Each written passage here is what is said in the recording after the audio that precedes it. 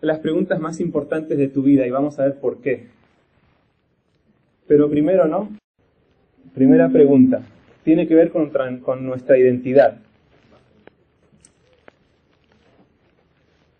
¿Quién soy? ¿No? Y como dijimos recién, estas preguntas se han hecho a través de que el humano ha tenido razón. ¿Quién soy? Supongamos, ¿no?, que yo voy caminando por la calle o estoy en el tren o en el bus o donde sea, ¿no? Y le hace uno esa pregunta a usted, ¿no? Usted, hermano, usted, fulano de tal, ¿quién es? ¿Quién es usted? Responda, ¿no? Voy a hacer ciertas preguntas y ustedes respondan en su mente, ¿no? ¿Qué responderían? Y así más o menos vamos poniéndonos en los zapatos, ¿no?, de la situación. Supongamos que vamos por ahí, alguien nos pregunta, ¿usted quién es, no? O usted se encuentra solo en su cama de noche mirando el techo y ha tenido situaciones en su vida, lo que sea, y de repente usted se pregunta, ¿quién soy yo? Entonces, si alguien le pregunta a usted por ahí, ¿usted quién es? Quizá usted tiende a responder inmediatamente, bueno, yo soy fulano de tal, ¿no? Elías Carrasco. Pero supongamos que yo le pregunto entonces, sí, pero yo en realidad no le pregunté su nombre, le pregunté, ¿usted quién es? Bueno, ¿no? Entonces como que uno piensa un poco más y dice, bueno, yo soy, y no sé, quizá alguno tiene alguna profesión, ¿no? Albañil, digamos. Bueno, yo soy albañil. Oh, muy bien, pero yo no le pregunté su profesión, le pregunté quién es usted.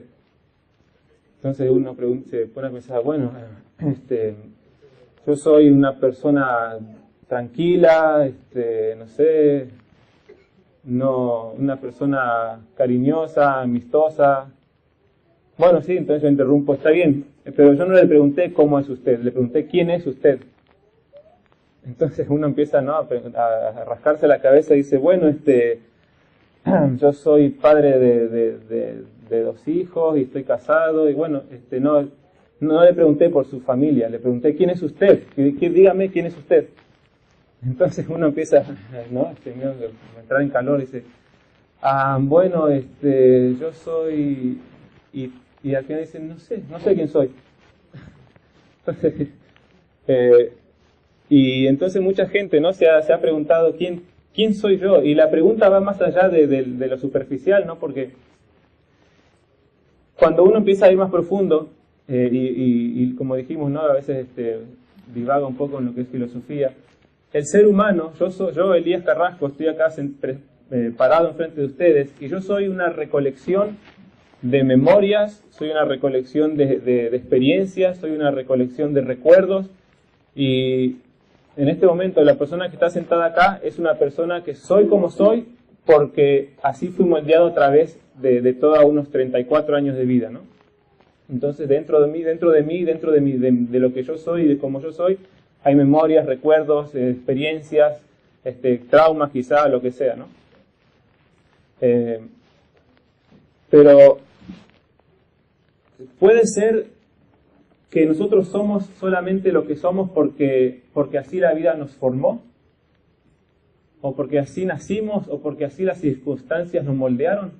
Ahora, por ejemplo, si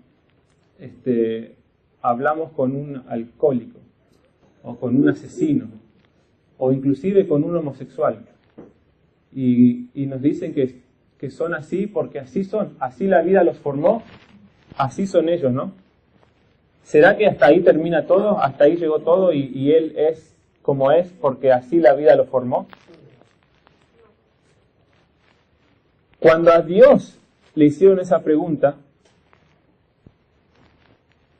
Moisés le preguntó, ¿no? Cuando Dios lo quiso mandar a Egipto y Moisés le dijo, pero cuando me pregunten quién te mandó, ¿qué le digo? ¿Quién eres tú?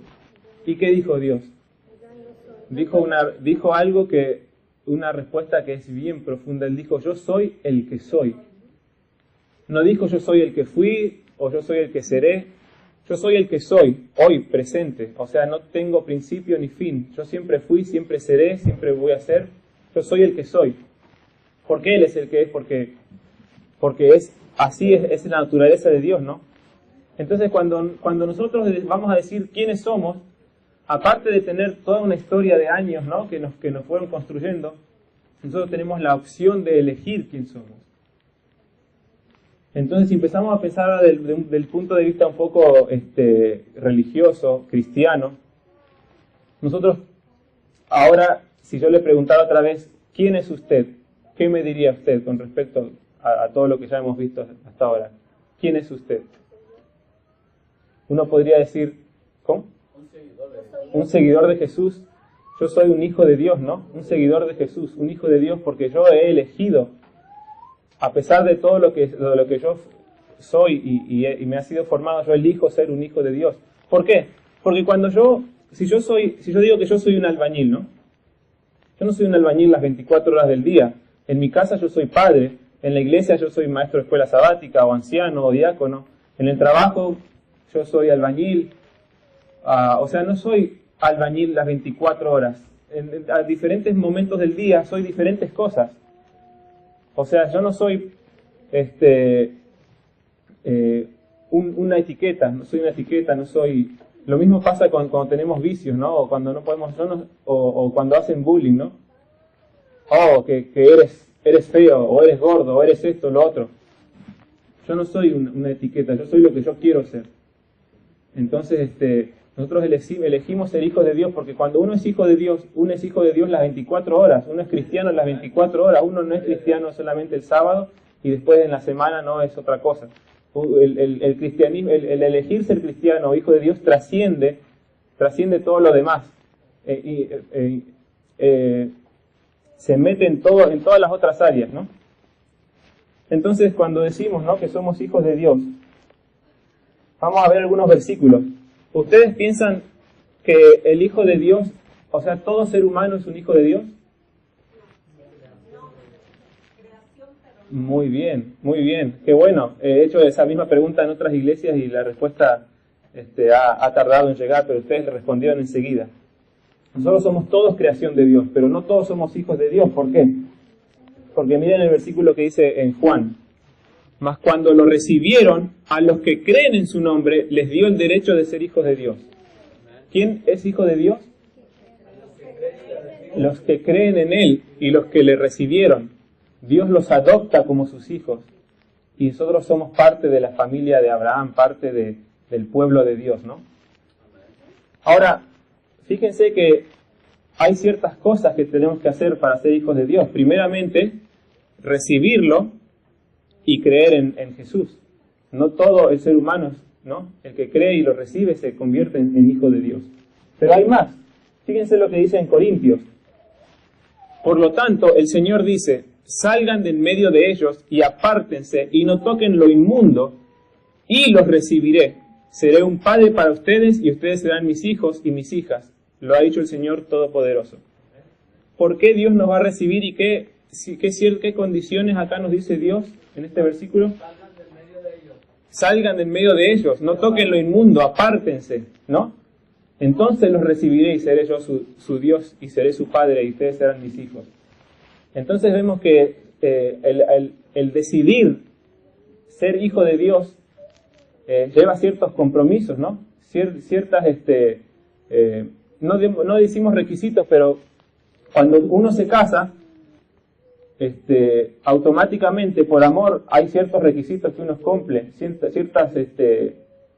cosas lógicas que uno hace, ¿no?, para no herir a la pareja. Entonces, acá vemos que estas cosas que leemos que también, cuando me acerco acá, Primera de Juan 3:1 dice: mirad el himno que cantamos recién, ¿no? Mirad cuál amor nos ha dado el Padre para que seamos llamados hijos de Dios. Por eso el mundo no nos conoce, porque no le conoció a Él. No sé si se han puesto a pensar en esta frase: el mundo no nos conoce porque no lo conoció a Él. ¿Conoció Jesús el pecado? O sea, obviamente, ¿no? Él lo conoció porque lo vio, estuvo presente en muchas cosas malas, pero ¿fue parte de Él el pecado? Para nada. Jesús vivió una vida sin pecado. O sea, el mundo no lo conoció a Él porque Él nunca pecó.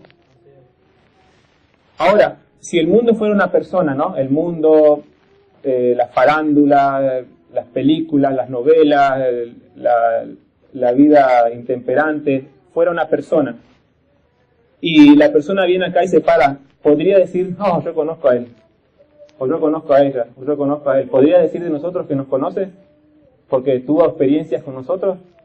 Lamentablemente para muchos de nosotros sí, ¿no? Yo diría que quizá para todos. El mundo nos puede decir, yo te conozco, y te conozco muy bien. Pero ¿qué dice acá? ¿Al Hijo de Dios qué? Al Hijo de Dios el mundo ya no lo conoce, porque a Él no lo conoció. Entonces cuando nosotros elegimos ser hijos de Dios, nos empezamos a alejar del mundo, y el mundo ya empieza a desconocernos.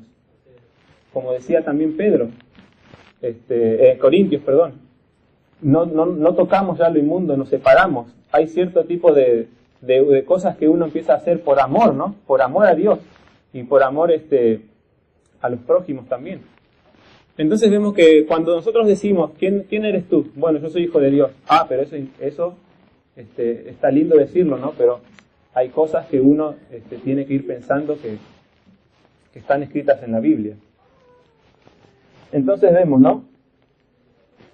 Que ese versículo está muy lindo. Qué amor que nos dio el Padre para que seamos su hijo. Ese es el versículo 1 del capítulo 3. Pero fíjense, cuando bajan al versículo 9, hay un versículo un poco fuerte. Fíjense lo que dice el 9. Todo aquel que ha nacido de Dios no practica el pecado, porque la simiente de Dios permanece en él y no puede pecar porque ha nacido de Dios. ¡Wow!, ¿no? Ahí sí que está bien explícito. El que es nacido de Dios, o sea, un sinónimo, el Hijo de Dios, no practica el pecado. ¿Es posible eso? ¿Por qué está escrito eso ahí? Ahora, fíjense que hay una diferencia que a veces tenemos que prestar atención. Una cosa es practicar y otra cosa es caer. Porque yo una cosa es que yo practique el pecado. ¿Qué es practico el pecado? ¿Que lo hago qué? Voluntariamente. Y a conciencia. Ajá. Exacto, es una práctica, no es algo que yo hago voluntariamente, conscientemente, premeditadamente. Claro. Entonces ese versículo es obvio. El que es hijo de Dios no practica el pecado, pero ahí no dice que no cae en pecado, porque dice la Biblia, el justo cae 7 veces y se vuelve a levantar.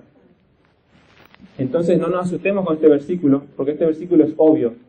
Obviamente el Hijo de Dios no practica el pecado. Y si nosotros nos encontramos de repente practicando el pecado, entonces tenemos que pensar bien lo que estamos haciendo, ¿no? Porque es muy triste que nosotros lleguemos a la puerta, ¿no?, del cielo y nos digan, lo siento, nunca os conocí, ¿no? Entonces pensemos, cuando empezamos a responder, oh, yo soy hijo de Dios, ¿no? Hay cosas que uno tiene que empezar a meditar y cambios que uno tiene que empezar a hacer, ¿no? Así que vemos entonces lo que la Biblia dice, pero vamos a ver un poco lo que dice una cita del Espíritu de Profecía. Camino a Cristo, página 44, dice, debemos renunciar a todo lo que aleje de Dios nuestro corazón, ¿no? Las riquezas son el ídolo para muchos. El amor y el dinero y el deseo de acumular fortunas constituyen cadenas de oro que los tienen sujetos a Satanás. Otros adoran la reputación, los honores del mundo. Una vida de comodidad egoísta, libre de responsabilidad, es el ídolo de otros. Entonces dice, ¿no?, el amor a las riquezas, la reputación, o una vida tranquila, con comodidades, esos son para muchos lo que nos alejan de Dios. Pero estos lazos de servidumbre deben romperse. No podemos consagrar una parte de nuestro corazón al Señor y la otra al mundo. No somos hijos de Dios a menos que lo seamos enteramente. Yo creo que esa cita resume todo lo que los versículos que habíamos visto anteriormente, resumidos acá, ¿no? No podemos ser, y Jesús mismo lo dijo, o sea, el Espíritu de Profecía nunca trae nada nuevo, sino que enfatiza, ¿no?, y aumenta más lo que ya la Biblia dice. Pero realmente no podemos ser hijos de Dios al menos que lo seamos enteramente, porque los versículos que vimos anterior nos dicen exactamente lo mismo, ¿no? O sea, cuando decimos que somos hijos de Dios, tenemos que estar conscientemente de que por amor nosotros tenemos que empezar a hacer ciertos cambios en nuestra vida. Pero entonces, ya que vimos quiénes somos, cuando nos pregunten quién eres, ¿no? ¿Quién soy yo? Más o menos hemos respondido esa pregunta. Pero entonces la segunda pregunta sería, ¿por qué? ¿Por qué somos hijos de Dios? ¿O para qué somos hijos de Dios? ¿No? Eso tendría que ver con nuestra misión. ¿Por qué o para qué somos hijos de Dios? Ya dijimos, ok, soy hijo de Dios, soy un cristiano, más específicamente soy un cristiano adventista, ¿no? ¿Por qué? ¿Para qué es uno el hijo de Dios? La Biblia obviamente nos da la respuesta. Ya mismo en Mateo, Jesús nos decía, de la misma manera que la luz de ustedes alumbre delante de todos, ¿para qué? Para que todos vean sus buenas obras y glorifiquen a su Padre que está en los cielos. Entonces, ¿para qué nosotros somos luz? ¿Para qué estamos para alumbrar? Para que todos vean sus ¿qué? Sus buenas obras y glorifiquen al Padre. No, obviamente no nos glorifiquen a nosotros, sino al Padre. Pero obviamente Jesús dijo, por sus frutos los conoceréis, ¿no? Si uno dice que es hijo, por sus frutos los conoceréis. Jesús dijo, ¿para qué? ¿Por qué somos hijos de Dios? ¿Con qué misión? Para que nosotros glorifiquemos a Dios a través de nuestras buenas obras. Es más, hablemos un poco más de eso y veamos lo que dice Filipenses. Esto está sacado de la versión Nueva Traducción Viviente. Filipenses 2:15 dice, para que nadie pueda criticarlos, lleven una vida limpia e inocente como corresponde ¿a quién? A hijos de Dios, y brillen como luces radiantes en un mundo lleno de gente perversa y corrupta. Básicamente la misma idea, ¿no? Que Jesús dijo, acá Pablo la repite. Lleven una vida limpia e inocente, si ustedes se llaman hijos de Dios, y brillen como una luz radiante en un mundo de oscuridad, ¿no? Entonces, ¿para qué? ¿Para qué soy el que yo elijo ser? No solamente para decir, para ponerme una etiqueta, ¿no? Hijo de Dios y listo y se acabó, sino que hay algo que se nos requiere de nosotros. Es demostrar esa luz, que nuestra luz resplandezca y revelemos a Dios a través de nosotros, a través de nuestras obras, ¿no? De nuestras buenas obras. Y un versículo más, el versículo que se leyó esta mañana de Pedro, ¿no? Bien conocido. Nosotros somos ¿qué? Linaje, real sacerdocio, una nación santa. ¿Para qué? ¿Por qué? ¿Qué termina el versículo? Para que anuncien los hechos maravillosos de aquel que los llamó de las tinieblas a la luz admirable. No solo tenemos que hacer buenas obras, no solo tenemos que reflejar el amor de Dios a través de nuestras obras, sino también tenemos que compartir. Dice ahí, para que anuncien. Tenemos que compartir, tenemos que hablarle a los demás de las cosas que Dios ha hecho por nosotros. Entonces, una cita del libro El Evangelismo dice, los hijos de Dios deben consagrar la totalidad de sus energías al esfuerzo de proclamar la verdad durante la tregua que se ha concedido. Fíjense que todos estos versículos y todas estas citas tienen el mismo vocabulario, ¿no? Hijos de Dios, buenas obras y proclamar, anunciar, ¿no? El Hijo de Dios, aquí dice el Espíritu Profecía que tendríamos que enfocar todas nuestras fuerzas y energías para proclamar la verdad en este tiempo que todavía cae de tregua. Porque dice va a haber del tiempo en que uno ya no se va a poder trabajar, ¿no? Llega la noche donde ya nadie va a poder trabajar. Entonces, bueno, rápidamente respondimos estas dos preguntas. ¿Quién soy y por qué? Entonces creo que muy claramente hemos expuesto acá de quiénes somos. Obviamente si usted está sentado en esta banca, me imagino yo que uno desea ser un seguidor de Jesús, un hijo de Dios, un cristiano, ¿no? Específicamente en este lugar específico, un adventista, ¿no? Porque acá estamos en una iglesia adventista. Entonces, ¿por qué? Bueno, para que reflejemos el amor de Dios a través de nuestras obras, de nuestros actos, de nuestras buenas obras, y al mismo tiempo compartamos a los demás todas las cosas buenas que Dios ha hecho por nosotros y cómo Dios nos sacó de la oscuridad hacia la luz, y ahora nosotros somos esa luz, ¿no? Ahora, vamos a la última pregunta, y acá vamos a ir un poquito más despacio. ¿Cómo? O sea, ya sé quién soy y ya sé por qué o para qué. Ahora, ¿cómo? ¿Cómo voy a hacer esa misión que se me ha dado? ¿Cómo voy a ejecutar eso? ¿Hay algo específico o será que nomás así, a la ligera, como cualquier otra iglesia, como cualquier otro grupo cristiano, solamente tengo que hablar de Dios y nada más? a Cristo crucificado y eso es todo. ¿O hay algo más específico? ¿Ustedes qué creen? Vamos a ver algunos versículos. Fíjense que cuando se le preguntó a Jesús, Señor, ¿qué va a ser? ¿Cómo va a ser el fin del mundo?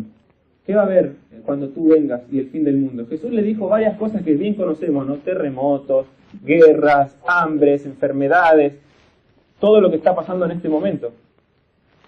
Pero Jesús dijo algo más. Y será predicado este evangelio del reino en todo el mundo, para testimonio de todas las naciones, y entonces vendrá el fin. Fíjense que yo subrayé ciertas palabras claves. Cuando decimos evangelio, todo el mundo, las naciones, ¿ustedes se les viene a otro versículo a la mente? Ténganlo en mente. Pero Jesús le dijo que antes de que termine el mundo, en los últimos días, el evangelio se iba a ser predicado a todo el mundo, a todas las naciones, a toda tribu y lengua. ¿No? ¿Qué versículo le hace acordar eso? Apocalipsis 14. Jesús dijo que en los tiempos finales, según su vocabulario y las palabras que él usó, que después él mismo reveló a Juan en Patmos, Jesús volvió a decir que a Juan que escribiera esto, en la visión que le dio.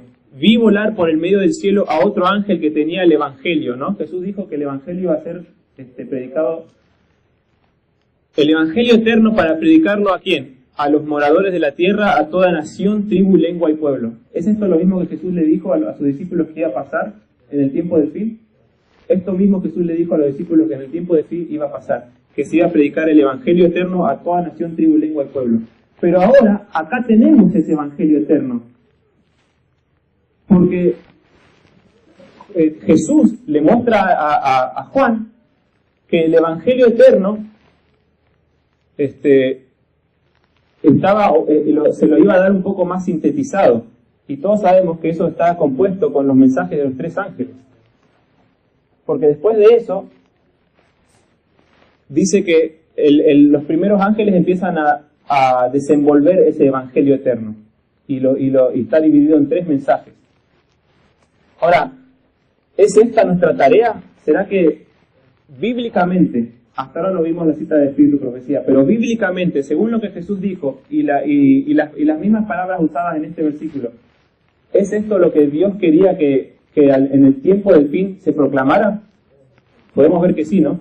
Pero entonces vamos a confirmar o solamente a enfatizarlo con una cita del Espíritu y Profecía. Evento de los últimos días, en la página 43 dice: en un sentido muy especial, los adventistas del séptimo día han sido colocados en el mundo como centinelas y transmisores de luz. ¿Es eso lo que acabamos de ver en los versículos que leímos? Sí. A ellos ha sido confiada la tarea de dirigir la última amonestación a un mundo que perece. La palabra de Dios proyecta sobre ellos una luz maravillosa. Una obra de la mayor importancia les ha sido confiada. 2 puntos. ¿Cuál es esa obra de la mayor importancia que se le ha sido confiada a los adventistas?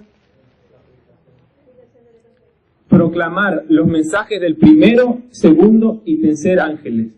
Ninguna otra obra puede ser comparada con esta y nada debe desviar nuestra atención de ella. ¿Es esto claro y específico? ¿Tiene el adventista del séptimo día una tarea específica? O nosotros somos como cualquier otra iglesia, predicamos siempre lo mismo, ¿no?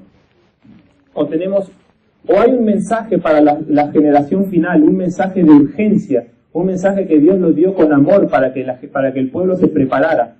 ¿Hay un mensaje que se le ha dado específicamente al pueblo adventista? Sí, lo acabamos de leer. Es el mensaje de los 3 ángeles y nada puede desviarnos de esta tarea y ninguna otra obra es más importante que esta. Así que, hermanos, ¿quién soy? Yo elijo ser un hijo de Dios porque acepto a Jesús. Me hago cristiano. Es más, específicamente soy un adventista del séptimo día. Ahora, ¿por qué? Porque entonces Dios me pide que yo glorifique al Padre a través de mis buenas obras y al mismo tiempo que comparta con los demás lo que Dios ha hecho por mí y sus enseñanzas. Pero más específicamente, ¿cómo? ¿Hay algo específico que tendríamos que hacer como pueblo adventista? Sí. El mensaje de los 3 ángeles es el mensaje que nosotros tenemos que llevar a un mundo que perece en estos últimos días, hermanos. Y nada nos tendría que desviar de eso, y el mensaje de los 3 ángeles tendría que ser el mensaje que nosotros proclamamos a la gente. ¿Por qué? Vamos, en los últimos minutos que quedan, vamos a ver cuál es ese mensaje de los 3 ángeles. Obviamente no lo vamos a estudiar porque si la mayoría que estamos acá somos adventistas, más o menos ya lo sabemos.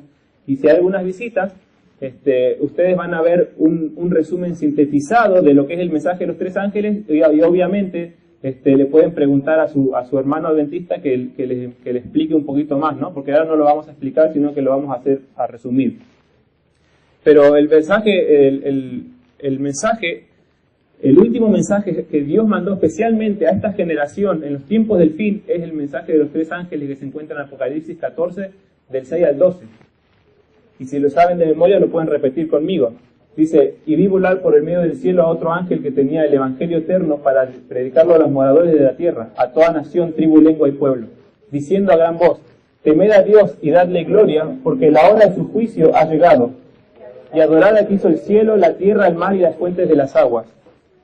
Otro ángel le siguió diciendo: ha caído Babilonia, la gran ciudad, porque ha dado de beber a todas las naciones del vino del furor de su fornicación.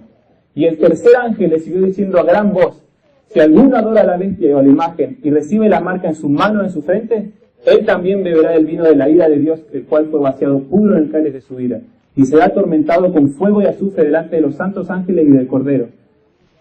Y el humo de su tormento sube por los siglos de los siglos, y no tienen descanso de día ni de noche los que adoran a la bestia de su imagen, ni ninguno que tenga la marca de su nombre. Entonces termina diciendo: aquí está la paciencia de los santos, los que guardan los mandamientos de Dios y la fe de Jesús. Ese, hermano, es el mensaje de los 3 ángeles, y ese mensaje es el que usted tendría que saberse de memoria, no solamente por palabra, sino qué significa, porque eso está lleno, eso es rico en significado y en simbología. Entonces nosotros en los últimos minutos que nos quedan, vamos a tratar de resumir lo que es eso. La introducción del mensaje de los 3 ángeles dice: vi volar por el medio del cielo a otro ángel que tenía el evangelio eterno. El evangelio eterno no es solamente Mateo, Marcos, Lucas, Juan, porque Jesús dijo: Moisés habló de mí, la Torá habló de mí, y la Torá es Génesis, Éxodo, Levítico, Número, Deuteronomio. O sea, ya Moisés había desenvuelto lo que es el evangelio. O sea, el evangelio es eterno, no es solamente 4 libros de la Biblia. El evangelio es desde Génesis al Apocalipsis, es un evangelio completo que compone por profecías, que compone por leyes, que compone por enseñanzas, ¿no? Enseñanzas cívicas, enseñanzas de salud, o sea, el evangelio es eterno, es un mensaje completo de Génesis a Apocalipsis, y obviamente ahí entra, como dijimos, profecías y muchas cosas más. Entonces dice que a toda nación, tribu, lengua y pueblo, haciendo alusión a lo que Jesús había dicho antes, que en el fin del mundo el evangelio eterno se iba a dar a todo el mundo. Entonces acá se está cumpliendo lo que Jesús había dicho, ¿no? El mensaje empieza diciendo: este evangelio es un evangelio completo, es el evangelio eterno, y se tiene que predicar a todo el mundo. Entonces la introducción nos enseña eso, ¿no? Entonces el primer mensaje, que este es un poquito el más largo de los 3. El primer mensaje, como les dije, no tengo tiempo para explicarles. Usted me dice: sí, ¿cómo que eso significa eso? Como adventistas sabemos que sí, pero si alguno no sabe y le da curiosidad, pregúntele a su hermano, y con tiempo, ¿no? En un momento él le va a explicar, y ahí le vamos a dar un estudio bíblico del mensaje de los 3 ángeles. Pero ahora, solamente resumido, vamos a ver que cuando dice temed a Dios, está hablando de guardar los 10 mandamientos. Hay versículos que dicen, por ejemplo, Eclesiastés, cuando termina Eclesiastés dice: este es el resumen de todo discurso que se ha dado: teme a Dios y guarda los mandamientos, porque esto es el todo del hombre. Y hay muchos otros versículos paralelos y semejantes a ese, donde dice: el temer a Dios es la obediencia a Dios, es cumplir sus enseñanzas, cumplir sus mandamientos. Cuando dice temer a Dios, no significa que tengamos miedo de Dios, no, y que nos escondamos. Dios está diciendo que lo respetemos y que cumplamos todas sus enseñanzas y todos sus mandatos, ¿no? Cuando dice dadle gloria, obviamente los versículos que vimos recién hablaban un poquito de eso, ¿no? ¿Cómo glorificamos a Dios? A través de nuestras buenas obras, para que glorifique a nuestro Padre que está en el cielo. Nosotros le damos gloria a Dios cuando nosotros reflejamos su carácter. Cuando reflejamos el carácter de Dios, estamos glorificando a Dios. Pero hay algo más que gloria a Dios significa. Y yo le puse ahí que es la reforma pro salud. Porque ustedes, no sé si se recuerdan que en Corintios dice, ustedes, vuestro cuerpo es el templo del Espíritu Santo. Y el cuerpo que ustedes tienen no es de ustedes, es de Dios. Y después dice, glorifiquen a vuestro Padre a través de vuestro cuerpo y vuestra mente. Entonces dice, ya sea que comamos y bebamos, hagámoslo todo ¿para qué? Para la gloria de Dios. O sea que nosotros no solo glorificamos a Dios a través de nuestras buenas obras y lo que nosotros enseñamos, sino a través de cómo cuidamos nuestro cuerpo. Cuidando nuestro cuerpo, que es el templo del Espíritu Santo, glorificamos a Dios.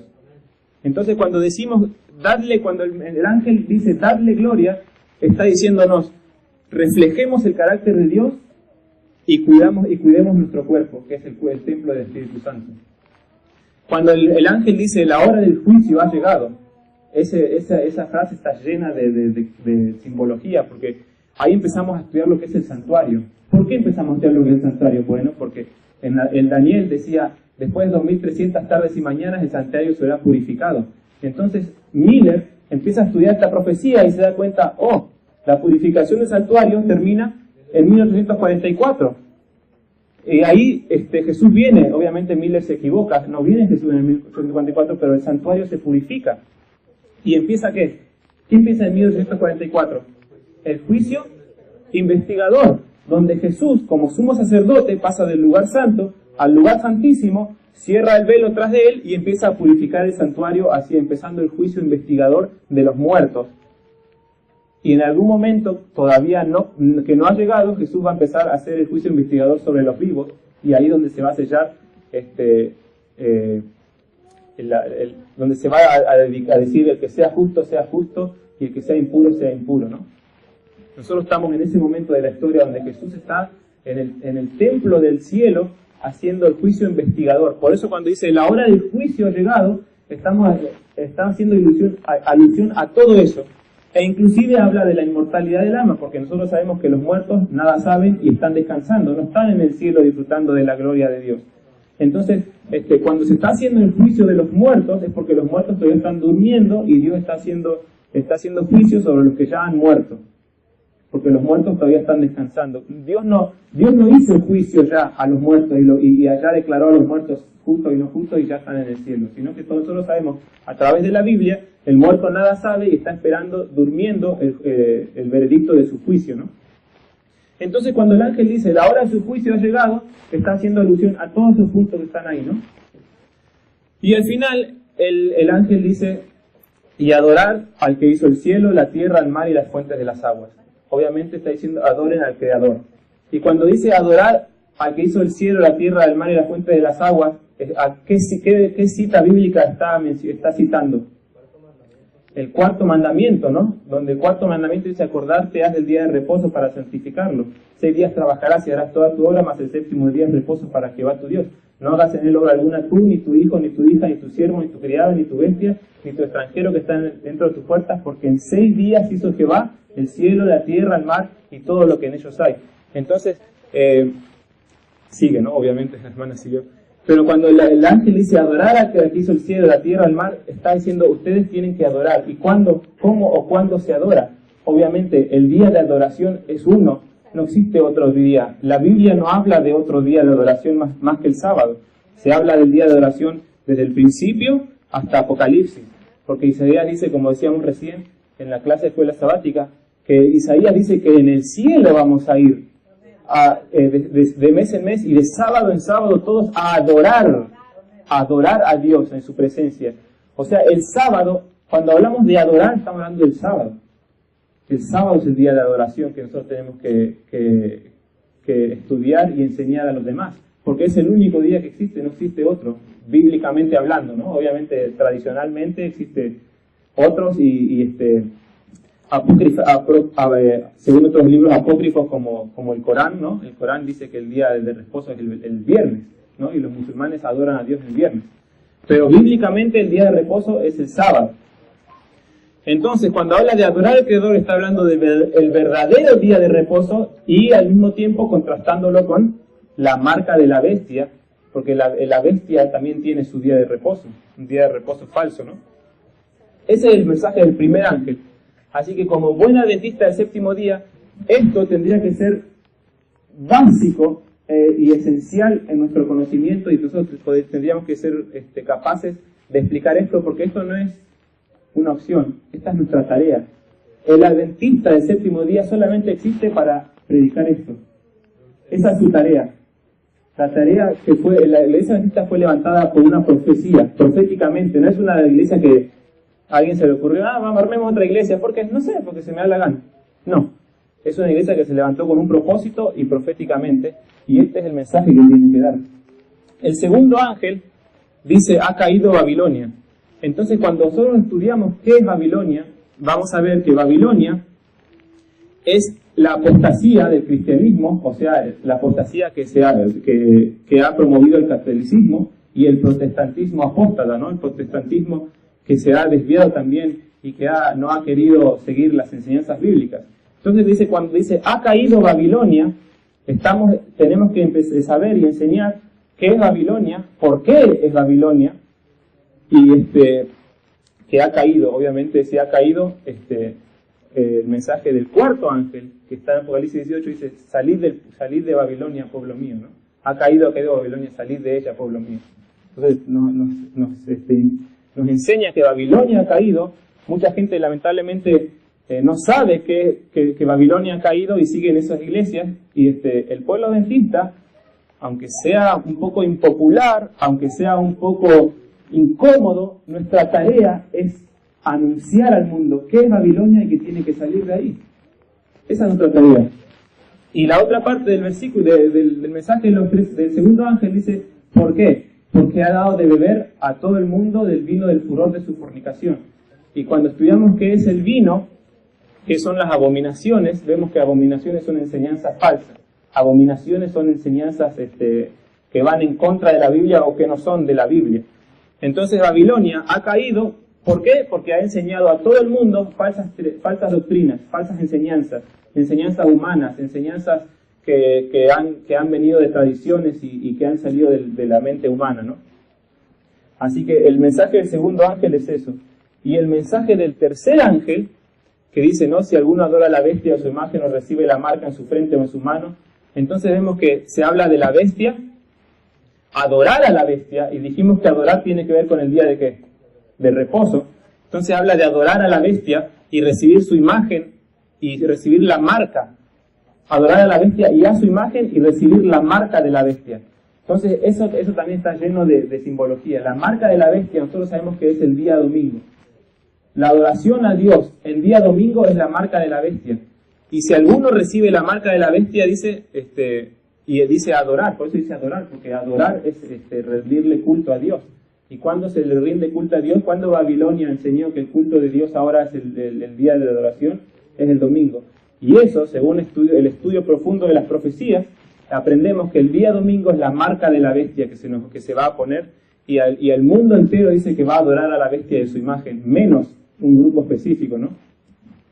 Entonces cuando dice adorar a la bestia a su imagen y recibir la marca en su frente y en su mano, significa eso. La bestia, obviamente hay dos bestias, que habla Apocalipsis 13, ¿no? Que sabemos que una es el papado y otra es Estados Unidos. Cuando Estados Unidos y el papado se unan, que eso es lo que está pasando ahora mismo, porque Trump dice que él va a derrumbar la muralla entre la ciudad y la iglesia y el Estado, cosa que nunca se había dicho antes. Es más, el americanismo puro era dividir la iglesia y el Estado, porque de eso habían escapado los pioneros, de unos reyes tiranos y un papa tirano. Entonces ellos salen de Europa escapando de los reyes y de los papas y dicen, en Estados Unidos vamos a crear un país donde el Estado y la iglesia no se junten. El Estado no puede dictarle a la iglesia qué hacer, ni la iglesia puede dictarle al Estado qué hacer. Pero Trump dice, y él supuestamente tiene sus buenas intenciones, porque dice, y es verdad, el Estado ha silenciado a la iglesia. La iglesia no puede decir nada sin que el Estado se enoje. Ahora últimamente peor, la iglesia no puede, no solamente de ese adventista, estoy hablando del cristianismo, no puede hablar en contra de la homosexualidad porque enseguida el Estado le cae y lo sanciona. Especialmente porque tienen el 501c3, ¿no? que los taxes. Las iglesias no pagan taxes, entonces a la iglesia no pagar taxes, el gobierno lo tiene atado, ¿no? Entonces el gobierno, el Estado le está diciendo a la iglesia qué decir y qué no decir. Es más, no sé si ustedes vieron algunas noticias el año pasado, inclusive el anterior, donde en algunos estados se le está pidiendo a los pastores que entreguen sus sermones al Estado para que el Estado los chequee, los mire y después les dé el permiso para poder predicarlos. Entonces se está yendo de manos y Trump siendo él diciendo que es cristiano, presbiteriano, dice que, no sé si escucharon el discurso que él dio en frente de miles de evangélicos, dice que el cristianismo está siendo callado, está siendo silenciado y que él no va a permitir eso y que ya por mucho tiempo el cristianismo ha sido silenciado y que él le va a dar voz y voto al pueblo cristiano, ya sea evangélico o católico, para que no sea más perseguido por el Estado. Entonces él quiere tirar abajo la muralla entre el Estado y la iglesia. El mensaje del tercer ángel predecía eso. Predecía que cuando la primera y la segunda bestia hagan una imagen, que la imagen de la bestia es el mismo sistema que tuvo el sistema católico en la época medieval, ¿no?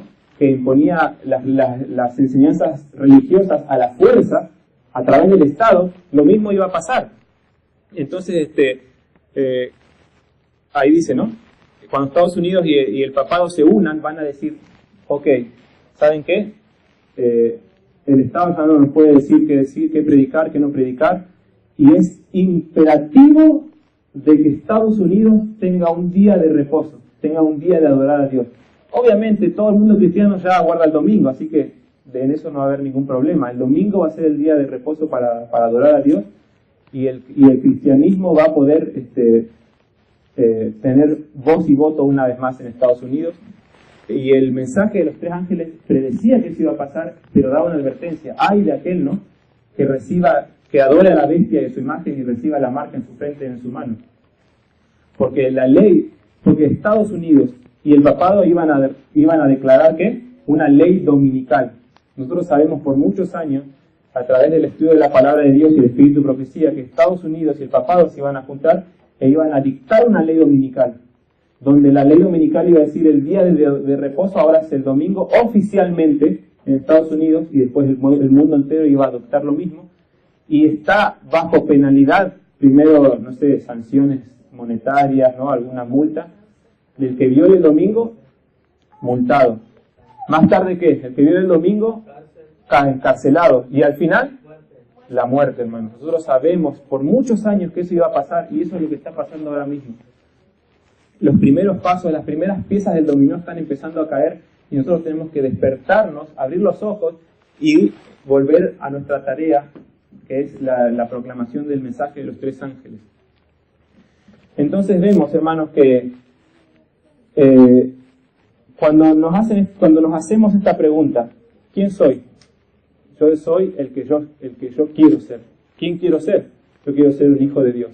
Quiero ser un cristiano. Específicamente yo he decidido ser adventista. Ok, muy bien, te felicito. ¿Por qué? ¿O para qué? Oh, bueno, la Biblia me dice que para que yo pueda contarle a los demás lo que Dios ha hecho por mí, y a través de mis buenas obras y mis buenas acciones, que es reflejando el carácter de Dios, yo glorifico al Padre. Entonces para eso soy hijo de Dios, ¿no? Para reflejar, enseñar y demostrar al mundo el amor de Dios. Muy bien. ¿Y hay alguna forma específica? ¿Cómo vas a hacer eso? ¿Hay alguna tarea específica? Sí. Para el adventista del séptimo día hay una tarea específica, y ya la vimos. Es el mensaje de los tres ángeles que tiene que ser proclamado a toda nación, tribu, lengua y pueblo, porque no era un mensaje nomás caprichoso de Dios que se le dio la gana, sino que era un mensaje que predecía el futuro y llamaba a su pueblo a purificarse, a adorar a Dios, a darle gloria, a temer a Dios, una purificación, un reavivamiento espiritual, y después una reforma. Me reavivo espiritualmente adorando, alabando, dando gloria a Dios, y ahora veo que las prácticas babilónicas no son lo que Dios quiere y yo me tengo que separar de eso. El mensaje de los 3 ángeles es un mensaje de reavivamiento y de reforma, que se nos tiene que aplicar primero a nosotros y después nosotros enseñárselo a los demás. Porque esa, hermanos, es nuestra tarea específica como pueblo de Dios, como haciendo adventistas del séptimo día. Así que, hermanos, el mensaje de los 3 ángeles termina diciendo algo más, para ya reforzar todo lo que hemos visto, lo refuerza, porque dice, aquí está la paciencia de los santos. Otras versiones dicen, acá está la perseverancia de los santos. O sea, básicamente está diciendo, este es el remanente. Los que perseveran, los que son pacientes, acá está la paciencia de los santos, acá está el remanente. ¿Quiénes son? Los que guardan los mandamientos de Dios y tienen la fe que puse de, porque no dice no tienen, y tienen la fe en Jesús, dice tienen la fe de Jesús. ¿Y cuál era la fe de Jesús? La hermana Juan dice que la fe de Jesús era tal de que él no daba un paso sin saber que cualquier cosa que él hacía estaba aprobado y permitido por Dios. Sea buena o sea mala, él confiaba completamente en Dios, y si cualquier cosa que él le pasaba, él estaba confiado de que era la voluntad de Dios. No se andaba quejando y diciendo, ¿por qué me pasa esto? ¿Qué hice yo para merecer esto? Dios me está castigando. No. Cualquier cosa que le pasaba a Jesús, él decía, esta es la voluntad de Dios, por alguna razón que quizá yo no sé, o sé, ¿no? Porque él sabía muchas cosas más que nosotros. Pero aplicándola a nosotros, la fe de Jesús es una fe ciega en Dios. No ciega de que obedezco a Dios a ciegas, medio ignorantemente, ¿no? Y sin ningún tipo de evidencia, porque la Biblia nos da todo tipo de evidencia, y la vida, la experiencia personal de cada uno, también tenemos evidencia de que Dios existe y Dios nos ha guiado a través de nuestras vidas. Entonces la fe de Jesús es una fe firme y fuerte en Jesús, en Dios. Entonces básicamente la conclusión del mensaje de los 3 ángeles dice, este es el remanente, el que tiene una fe en Dios firme y fuerte y también guarda los mandamientos. Entonces, hermanos, con este versículo es el llamado, ¿no? El llamado a reflexionar, el llamado a pensar, el llamado a hoy, cuando termina este servicio tan lindo, al salir por esas puertas, usted sale quizás a su casa, quizás donde sea, termina el sábado, empieza la semana.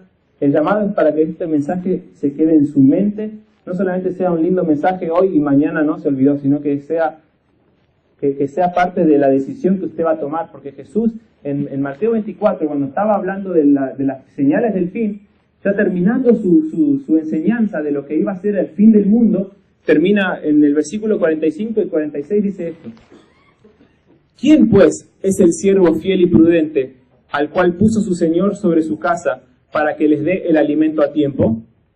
Bienaventurado aquel siervo al cual, cuando su Señor venga, le halle haciendo así. Hermanos, Jesús está haciendo una pregunta. ¿Quién es ese siervo fiel que le va a dar su alimento a su casa a tiempo? ¿Quiere ser usted ese siervo fiel? Cuando quiere adherir esa respuesta a cuando le pregunten quién soy, ¿quién es usted? Yo soy un cristiano adventista del séptimo día y quiero ser el siervo fiel que le dé a su pueblo el alimento a su tiempo. ¿Por qué? Porque cuando venga el Señor, qué bueno que sea que le haya haciendo así. Bienaventurado será el siervo fiel que cuando el Señor venga lo haya haciendo así. Hermanos, espero que eso sea nuestro deseo, nuestra oración, y que no, como dije, no sea solamente ahora un mensaje lindo, sino que sea un mensaje que pueda tocar nuestras vidas, y que si es necesario hacer cambios en nuestras vidas, y si es necesario enfocar más y ponerle más énfasis a ciertas cosas que a veces nos hemos olvidado, ¿no? Y que es parte de nuestro deber como adventistas y como hijos de Dios. Amén, hermanos, y que Dios les bendiga. Amén, gloria a Dios.